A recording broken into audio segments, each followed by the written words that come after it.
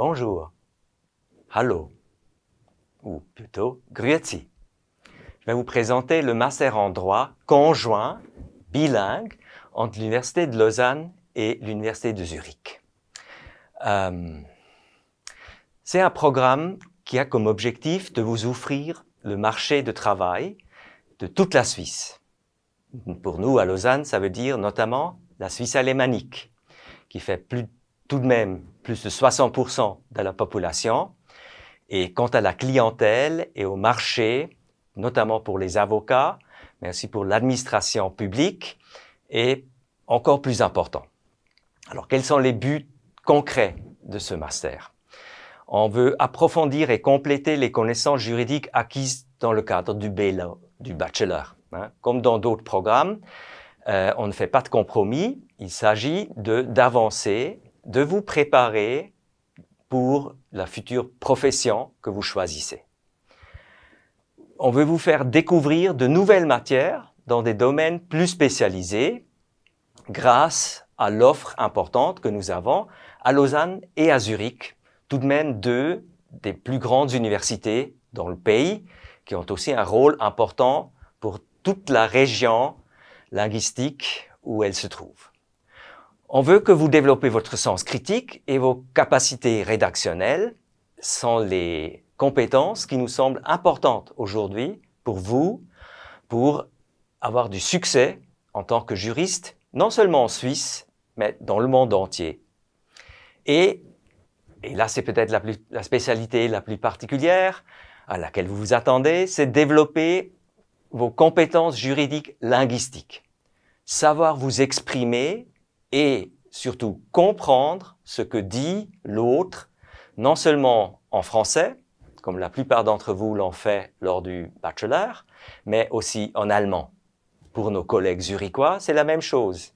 Ils vivent dans un environnement essentiellement germanophone, entendent plus souvent l'anglais que le français, et là, il faut apprendre et s'exercer à utiliser ce langage juridique, les constructions juridiques, les concepts juridiques, aussi dans leur contexte, de l'autre langue. Quels sont les atouts? Alors, je l'ai déjà dit, vous êtes dans l'université la plus grande, la faculté de droit la plus grande du pays. Zurich vous offre une énorme variété d'enseignements. Il y a un choix et un nombre de professeurs que vous ne trouvez nulle part en Suisse. À Lausanne, je peux dire tout de même, nous avons aussi une très belle offre avec des spécialisations dans certains domaines qui n'existent pas en tant que tels dans d'autres universités. Nous sommes aussi une grande université avec une énorme croissance ces dernières années, qui se trouve, on peut dire, en plein milieu de la Romandie et qui offre donc aussi un grand nombre d'enseignements essentiellement en français. C'est un caractère bilingue dont j'ai déjà parlé, voire trilingue. Alors là, c'est clair, aujourd'hui, on s'attend de pratiquement tous les juristes qu'ils comprennent, au moins de manière passive, l'anglais. Donc, cette possibilité de choisir des cours en anglais, de prendre beaucoup d'offres, souvent à caractère international en anglais, existe aussi dans ce master. Le caractère bilingue de ce programme ne veut pas du tout vous limiter dans vos choix ou vous fermer des portes. Mais par contre, vous n'êtes pas obligé de prendre des cours en anglais, tandis que le choix d'un certain nombre de crédits dans la deuxième langue nationale est impératif. Et vous recevez un diplôme conjoint. Et ça, c'est surtout la différence pour ceux qui hésitent entre aller en échange, ou qui l'ont peut-être déjà fait, qui sont allés en échange dans une université germanophone, surtout en Suisse. Là, c'est pas seulement que vous démontrez que vous avez passé une certaine période et obtenu un certain nombre de crédits peut-être, mais votre diplôme conjoint montre à tout le monde, et notamment à vos futurs employeurs, que vous avez suivi un programme qui contient un nombre obligatoire d'enseignements dans l'autre université et que vous avez fait preuve d'être capable de gérer cela et d'affronter ce défi que ça peut tout de même présenter d'étudier dans une autre langue. Donc, vous recevez là un diplôme de l'Université de Zurich et de l'Université de Lausanne, signé par les deux administrations. Quelles sont les perspectives professionnelles? En principe, je l'ai déjà dit, ce programme ne veut certainement pas vous limiter dans vos choix. En même temps, c'est une certaine spécialisation. Dans aucun programme de professionnalisation ou de spécialisation, vous pouvez faire tout. Alors là, j'ai déjà dit, nous pensons que vous restez relativement libre. Tout de même, le choix est particulièrement riche quant aux enseignements en droit privé ou en droit administratif, des matières qui pourraient être intéressantes pour le secteur privé. Alors, notamment, bien sûr, pour travailler en tant qu'avocat, au juriste, au barreau, mais aussi dans les entreprises. Les universités de Lausanne et de Zurich sont aussi importantes parce qu'il y a beaucoup d'entreprises dans ces régions, l'arc lémanique chez nous et l'agglomération zurichoise sont les endroits en Suisse où il y a la plus forte concentration d'entreprises qui cherchent des juristes spécialisés. Mais bien sûr, ces entreprises ont aussi leurs employés, donc il y a en même temps des besoins privés, des particuliers, pour leur contrat, pour leur mariage et divorce, pour la filiation, pour tous les problèmes juridiques que ces personnes, employeurs, employés, pourraient avoir dans ces deux régions.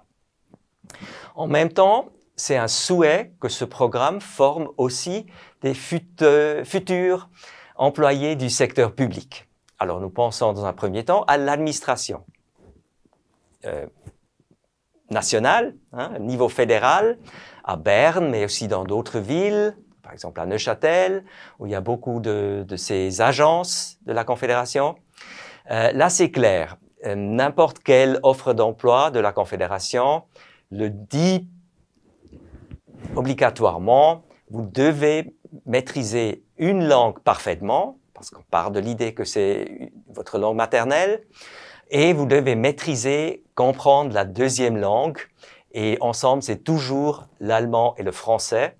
On déplore souvent que c'est un désavantage pour les Tessinois, ce qui est vrai, mais bien sûr, ils ont l'avantage de parler 3 langues nationales à ce moment-là. Donc ici, comme les employeurs, la Confédération notamment cherche ces juristes qui maîtrisent les 2 langues, sans parler les 2 parfaitement, mais surtout des juristes qui comprennent bien la deuxième langue nationale. Ce programme est certainement un choix privilégié pour ceux qui s'intéressent pour une telle fonction. Ce n'est pas seulement l'administration fédérale, c'est aussi les tribunaux fédéraux, non seulement le tribunal fédéral à Lausanne, mais aussi les autres, le tribunal administratif fédéral, le tribunal pénal fédéral, et d'autres institutions à caractère juridictionnel qui existent. Il ne faut pas oublier non plus surtout les cantons. Ça, on oublie parfois. Vous avez peut-être l'impression que le canton de Vaud et son administration travaillent essentiellement en français. C'est vrai, mais vous savez que la coopération entre cantons, parfois avec la Confédération, mais très souvent aussi entre eux, est devenu très important et ces cantons ont besoin de se comprendre entre eux. Beaucoup des documents qu'ils reçoivent en Suisse sont tout de même dans une autre langue. Les bases pour les décisions qu'on prend sont souvent dans l'autre langue. Donc, ils sont aussi à la recherche normalement de juristes qui comprennent bien la deuxième langue nationale et l'anglais, comme on l'a déjà dit. Ceci peut même être dit pour les communes, pour les mêmes raisons. Beaucoup de documents, le cadre légal en Suisse, beaucoup de jurisprudence, vous le savez déjà, mais aussi beaucoup de commentaires, aussi sur le droit des communes ou des acteurs locaux et dans l'autre langue, pour nous notamment très souvent en allemand. Donc de nouveau une bonne raison pour choisir ce programme. Et finalement, les organisations internationales ou de manière générale des employeurs à l'étranger ou en Suisse, mais qui s'intéressent plus à la coopération internationale. Cela peut être des organisations internationales à Genève. Donc, évidemment, ici, vous pouvez même rester dans votre région si ça vous intéresse. Là, on cherche des juristes qui maîtrisent bien l'anglais et plusieurs autres langues. Donc, si vous maîtrisez bien, en surplus de l'anglais, le français et l'allemand, vous avez déjà un énorme atout.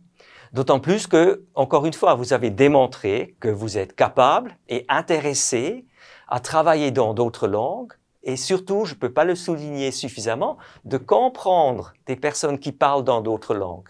Souvent, on reproche aux juristes de ne pas suffisamment écouter, de ne pas comprendre le problème et cela peut être dû au fait que le problème a été exprimé ou décrit dans une autre langue et si vous ne le comprenez pas, c'est impossible de trouver une bonne solution et donc d'être une bonne ou un bon juriste. Il y a d'autres possibilités. Comme j'ai dit, ce programme ne veut pas du tout vous limiter. La politique est certainement à mentionner, ça pourrait vous intéresser, peut-être en parallèle avec votre activité en tant que juriste ou même comme emploi principal. Les personnes que vous voyez à la télévision sont souvent ceux qui peuvent s'exprimer dans une autre langue ou qui ont compris ce qu'on a dit dans une commission, dans un fort, ou qui ont compris une émission à la télévision suisse alémanique et qui peuvent donc s'exprimer parce qu'ils ont cet avantage de comprendre les concepts et ce qui a été dit dans l'autre langue. Il y a encore d'autres possibilités comme l'enseignement ou le journalisme où pour les mêmes raisons, cette compréhension du système juridique suisse et international dans sa totalité et notamment l'actualité et les développements et les contributions de l'autre région linguistique du pays est particulièrement important. Donc nous pensons vraiment que ce master correspond à un besoin. Alors, comment est-il organisé, structuré? Là, je ne veux pas trop aller dans les détails, mais vous voulez tout de même savoir un peu ce qui vous attend. Alors, en principe, on cherche un certain équilibre entre les enseignements donnés et pris à Zurich et à Lausanne. Mais là-dedans, il y a tout de même un peu de flexibilité et il y a aussi un peu certaines contraintes. Alors, vous voyez ici, premièrement, un groupe de modules obligatoires. Là, pour 12 crédits, on vous demande de choisir dans un panier d'enseignements qui nous semble particulièrement important pour la pratique. Ça a été introduit récemment suite aux réactions des avocats, surtout à Zurich, mais certainement aussi dans notre région, et aux administrations publiques qui ont dit il manquait parfois certains approfondissements. Et comme nous voulons que ce programme vous prépare pour la pratique et que vous ayez les compétences qui sont demandées par vos futurs employeurs, nous voulons assurer que ce soit le cas en choisissant 12 crédits dans ce panier. Et vous voyez pour vous le faire à Lausanne ou à Zurich. Dans les deux universités, existe suffisamment d'enseignements de ce panier pour le faire. Voilà en partie contrainte, en partie option. Deuxièmement, comme pour tous les masters, il y a un mémoire. Alors là, petite particularité, le nombre de crédits pour le mémoire à Zurich n'est pas identique à celui à Lausanne. À vous de choisir dans quelle langue vous voulez écrire et chez quel professeur. Il n'est pas exclu non plus de rédiger un mémoire en anglais ou dans une autre langue que la personne qui vous encadre accepte. Et le fait qu'il y ait une différence de crédit, elle n'est pas très grande et bien sûr c'est équilibré ensuite par le choix des cours. Si vous prenez le master, si vous faites le mémoire à Zurich pour 12 crédits, vous devez obtenir 3 crédits en plus dans les enseignements qui restent et dont je vais parler maintenant. Il y a encore une contrainte, vous êtes obligé à prendre un module qui s'appelle Grundlagen, fondement du droit à Zurich, qui vous donne 6 crédits et qui va un peu dans le sens de cette préparation pour le marché du travail, où on veut s'assurer que vous ayez les fondements et les bases auxquelles s'attendent aux employeurs. Et ces 6 crédits, vous devez les obtenir à Zurich. Pour le reste, vous pouvez choisir à Lausanne et à Zurich librement parmi tous les enseignements, toute l'offre. C'est simplement le nombre de crédits qui est indiqué ici que vous devez obtenir pour obtenir à la fin, comme pour tous les masters consécutifs que nous offrons là, le total de 90 crédits. Si vous devriez avoir des problèmes, bien sûr, ici, nos conseillers sont toujours prêts à vous conseiller comment vous arrivez à combiner ces différentes possibilités, ces choix. Alors, pour les examens, comme nous avons 2 universités, il y a aussi une petite particularité. Vous savez peut-être déjà, pour ceux qui ont fait le bachelor à Lausanne, que nous avons cette tradition lausannoise de considérer tous les examens comme une série. Et ça s'applique aussi au master. Ça a l'avantage que vous pouvez équilibrer un peu, compenser des résultats, car c'est la moyenne qui va être au-dessus de 4. Donc, même si vous avez un enseignement où vous êtes un peu en dessous, ça ne vous fait pas échouer. Par contre, si la moyenne est en dessous de 4, c'est la série qui est échouée et vous devez répéter tous les examens pour tous les crédits des enseignements que vous obtenez à Zurich. Vous avez la possibilité de représenter la série. Il y a une dernière tentative de répéter à Lausanne. À Zurich, c'est légèrement différent. Alors eux, ils ont choisi un système où chaque enseignement, chaque module doit être réussi. Et vous recevez donc les crédits ECTS pour les enseignements que vous avez passé l'examen avec succès, donc ce sont des crédits acquis. Par contre, si vous obtenez une note en dessous de 4, vous êtes obligé de repasser l'examen. Vous n'obtenez pas les crédits, vous devez le repasser, et il y a un nombre limité d'échecs autorisés, ce qu'on appelle les Fehlversuche à Zurich. Mais si, lors de la deuxième tentative, par exemple, vous passez l'examen, voilà, vous obtenez les crédits et vous avancez. Le maximum d'échecs, donc d'examens que vous ne passez pas à Zurich, est de 6, ce qui est tout de même un nombre important. Si cette règle vous fait un peu peur, tenez en compte dans les enseignements que vous choisissez à Zurich, et peut-être, dans la mesure du possible, vous pouvez aussi choisir un peu plus de crédits à Lausanne. Vous avez vu sur la diapositive antérieure que là, vous avez la possibilité, il y a une légère marge de manœuvre qui vous permet de passer un peu plus de crédits à Lausanne. Le mémoire, j'en ai déjà parlé. Alors, il y a cette différence de crédit qui n'est pas importante. Les 12 crédits à Zurich, les 15 crédits à Lausanne. Normalement, je l'ai aussi dit, chez nous, c'est normalement français. À Zurich, c'est normalement en allemand. Mais vous avez la possibilité de le faire dans une autre langue si l'enseignant l'accepte. Ce sont des choses à vérifier le plus tôt possible avec les personnes qui pourraient vous encadrer et qui vous semblent intéressantes.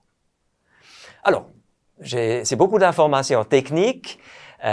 Si vous voulez approfondir ces questions et vous faire une image, vous avez ici les adresses Internet, des sites pour ce master sur lequel il y a non seulement plus de descriptifs, mais il y a aussi des liens vers le programme et les règles applicables à Zurich et vers le programme, les enseignements disponibles à Lausanne et les règles qui s'appliquent chez nous.